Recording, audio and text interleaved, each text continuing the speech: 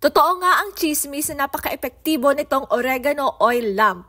Ilang minuto pa nga lamang ang nakararaan simula nang sinindihan ko ito ay may nakikita na akong paisa-isang lamok na nahihilo. Dahil wala nga akong magawa, ituturo ko sa inyo kung paano ang tamang proseso ng paggawa nito. Una nga sa listahan na itong mga dahon ng oregano, kailangan natin dito ng mga nasa 2 tasa at hihiwain natin ito ng pahaba gaya ng ginagawa ko dito sa video. Pero kung mas marami kang oras ay pwede mo namang gayatin ito ng mas pino. Ayon sa pag-aaral, ang oregano ay mayaman sa essential oils na kung saan meron itong carvacrol and nepetalactone, kaya naman mabisa itong gawing insect repellent. Isa nga din sa kilalang pantaboy ng mga insekto ay itong tanglad or lemongrass, kaya pag pinagsama ang dalawang ito ay siguradong katapusan mo na, ay ang mga lamok. Pero pwede ka namang sumabay kung gusto mo. Charing. At eto na nga, hihiwain lang natin itong tanglad ng maliliit. Habang ginagawa ko nga ito, napaisip akong napakalaki talaga ng matitipid natin. Plus points pa nga na organic ito, purong natural at walang halong kemikal. Matapos nga ang sunod-sunod na pag-ulan ay dumarami na naman ang lamok lalo na dito sa bahay namin. Kaya naghanap ako ng natural na paraan para mataboy sila. Matapos nga nating mahiwa itong mga oregano at tanglad ay magpapainit tayo ng 1 tasang mantika dito sa kawali.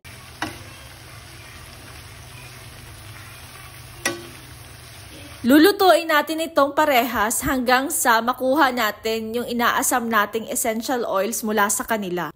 Pag magluluto nga kayo nito ay siguraduhin lamang na na-inform nyo ang lahat ng miyembro ng pamilya kung para saan ito. Baka naman kasi umuwing lasing yung tatay mo tapos mapagkamalang ito yung ulam nyo. Sabihin na nating edible siya pero imagine nyo naman yung lasa nito, day. Baka madagukan kayo nang wala sa oras niyan. Mabalik na nga tayo dito sa ginagawa natin. Pagkatapos nating maluto yung tanglad at saka yung oregano, hahanap tayo ng babasaging lalagyan. Pwedeng yung pinag-ubusan ng scented candles nyo, pwede nyo yung i-reuse at saka pupunuin natin ito ng sandamukal na asin. Para naman makatayo itong ginawa kong mitsa, ito nga pala ay DIY lamang, gawa ito sa tingting na binalutan ko ng bulak. Pag ready na nga ang ating jar ay pwede na natin dito isalin yung ating oil. Sinala ko nga pala para mas malinis siyang tingnan kumpara kung ilalahok pa natin yung mga dahon-dahon dito sa ibabaw. Yung variety nga ng oregano na ginamit ko ay yung hindi gaanong matingkad ang pagkaberde niya. Kaya naman, huwag kayong magtataka kung bakit hindi ito gaanong naggulay berde. At eto na nga, ready na ang ating oregano oil lang. Pwede na natin itong sindihan at nang magsimula na siyang gawin ang kanyang trabaho. Teka, bakit iba ang naiisip ko? Parang manika na lang ang kulang.